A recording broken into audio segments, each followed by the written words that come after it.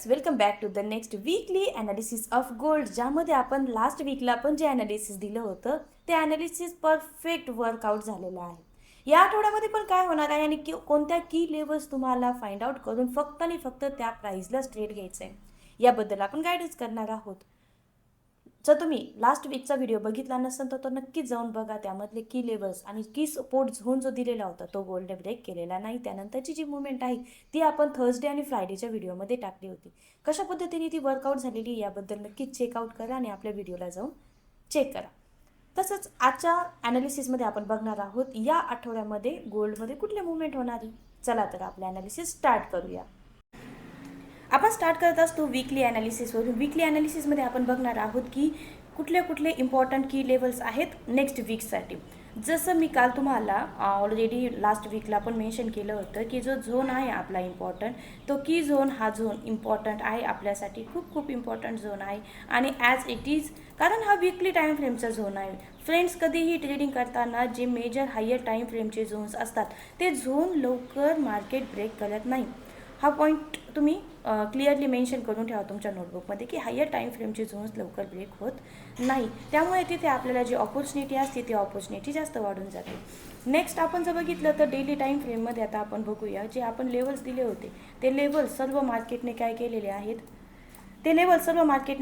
आहेत, रिस्पेक्ट केलेले आहेत. आणि त्याच लेवलला आपल्याला काय पाहायला मिळालेली आहे, सेलिंग पाहायला मिळालेली आहे. आपण आपले लास्ट वीकचे जे पण ट्रेड्स आपण दिले होते, टोटल 15 ट्रेड होते, त्यापैकी 11 ट्रेड आपले ॲक्टिव्ह झाले. आणि त्या पद्धतीने जे पण पिप्स आपण कॅप्चर केलेले आहे त्याचं सर्व जे डिटेल इन्फॉर्मेशन आहे ते मी शॉर्ट्समध्ये अपलोड केली आहे, तुम्ही जाऊन चेक करू शकता. तर डेली टाईम फ्रेमवरती आज आपण बघू शकतो की मार्केटमध्ये इथे जसं सेलर्सला काय झालेलं आहे, बायर्सने स्टॉप देण्याचा प्रयत्न केला आहे. आणि त्यानंतर कालच सांगितलं होतं मी तुम्हाला थर्सडेला ऑलमोस्ट की फ्रायडेला पण मेन्शन केलं असेल की फ्रायडेला आपल्याला एक बाय साईड मुवमेंट इथे पाहायला मिळू शकते. ॲज युज्युअल ते पॉसिबल झालेलं आहे. तर मंडेला ज्यावेळेस मार्केट आता ओपन होणार, मंडेला मार्केट ओपन होताना तुम्हाला तर माहिती आहे की गॅप अप किंवा गॅप डाऊन ओपन होणार. मग आज मंडेला जर मार्केट ओपन होताना गॅप डाऊन ओपन झालं तर गॅप ऑलमोस्ट कुठपर्यंत असू शकतो, तर त्याचे पण प्राईस तुम्हाला देऊन टाकते. ठीक आहे, तर या प्राईसपासून आपल्याला काय मिळू शकतो, गॅप एक पाहायला मिळू शकतो. आणि गॅप झाल्यानंतर ऑलमोस्ट प्राईस आहे 40-11पर्यंत जर आपल्याला गोल्डमध्ये ड्रॉप पाहायला मिळाला तर तिथून परत एकदा आपल्याला गोल्डमध्ये बाय साईड मुवमेंट पाहायला मिळू शकतं. आणि गोल्डचं जे टार्गेट आहे ते टार्गेट गोल्ड आता घेण्यासाठी नक्की कंप्लीट करणार. जे आपलं वीकली हाय आहे किंवा डेली हाय आहे, हा जो डेचा हाय आहे, हा डेचा हाय घेण्यासाठी मार्केट नक्की जाणार. आणि 41-13ला आपल्याला एक सेल साईड प्लॅन आपण नक्की करू शकतो. तर या इम्पॉर्टंट की लेवल्स आहेत ज्या की ऑलरेडी आपण दिलेले आहेत. इथे बघू शकता, ही आहे बाईंग लेवल 40-45 किंवा 40-46च्या लेवलपासून आपल्याला एक बाय साईड मुवमेंट पाहायला मिळू शकतो. गोल्डमध्ये उद्या जर गॅप डाऊन झाला तर गॅप झाल्यानंतर मार्केटमध्ये आपल्याला पद्धतीने गॅप झाल्यानंतर एक पुल बॅक आपल्याला दिल्यानंतर मार्केटमध्ये एक मुवमेंट आपल्याला पाहायला मिळू शकते. नेक्स्ट झोन इम्पॉर्टंट जो आहे, जी की लेवल मी तुम्हाला दिली आहे सेलिंगसाठी, ती की लेवल खूप इम्पॉर्टंट आहे. आणि हा जो झोन आहे, हा झोनही तुम्ही ड्रॉ करून ठेवा तुमच्या सेटअपमध्ये. हा झोनही खूप इम्पॉर्टंट आहे 4 आवरचा. 41-13पासून तुम्हाला नक्की एक सेल साईड प्लॅन मिळणार आहे. तिथून आपल्याला मार्केट एक ड्रॉप घेताना आपल्याला नक्की पाहायला मिळू शकतं. जर मार्केटमध्ये मंडेला गॅप अप ओपन झाल्यानंतर आणि तुम्ही 4:30-5च्या दरम्यान जर मार्केटमध्ये असाल तर तुम्हाला तरी 41-13ला एक सेल साईड प्लॅन नक्की मिळू शकतो.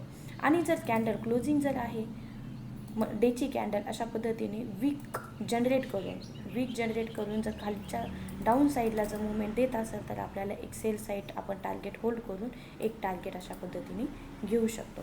तर तुम्हाला काय करायचं आहे, मॉर्निंगमध्ये मंडेला कॅन्डल ओपन गॅप अप झाल्यानंतर जर लिक्विडिटी स्वीप केली आणि क्लोजिंग 15 मिनटामध्ये जर खाली दिली, 15 मिनटांमध्ये जर कॅन्डल क्लोजिंग जर खाली दिली आपल्याला, तर तुम्ही काय करू शकता, सेल साईड प्लॅन करू शकता. लेवल आहे ऑलमोस्ट 41-13-14 राऊंड फिगर जर आपण कन्सिडर केली तर 41-15पासून तुम्ही सेलिंगसाठी ट्रेड प्लॅन करू शकता. नेक्स्ट जो झोन आहे आपला आणि एकदम छान असा झोन जो आहे तो आहे आपला 41-45. 41-45चा टार्गेटही गोल्ड आपल्याला घेताना इथे पाहायला मिळू शकतो. तर वीकली टाईम फ्रेममध्ये आपल्याला मंडेला गॅप अप किंवा गॅप डाऊन झाल्यानंतर कोणते इम्पॉर्टंट लेवल्स आहेत ते मी मेन्शन केले आहेत. अजून एक थोडासा लॉंग पॉईंट ऑफ व्ह्यू पण आपण इथे बघूया. गोल्ड अजूनही बेरिश आहे, त्यामुळे गोल्डमध्ये बुलिश मुवमेंट आपल्याला बाय साईडचे पण प्लॅन आहे ते जास्त वेळ होल्ड नाही करायचे आहेत. फक्त थोड्या वेळ आपल्याला होल्ड करून जे पण इम्पॉर्टंट की लेवल्स मी तुम्हाला सांगितले तिथपर्यंत तुम्ही होल्ड करू शकता.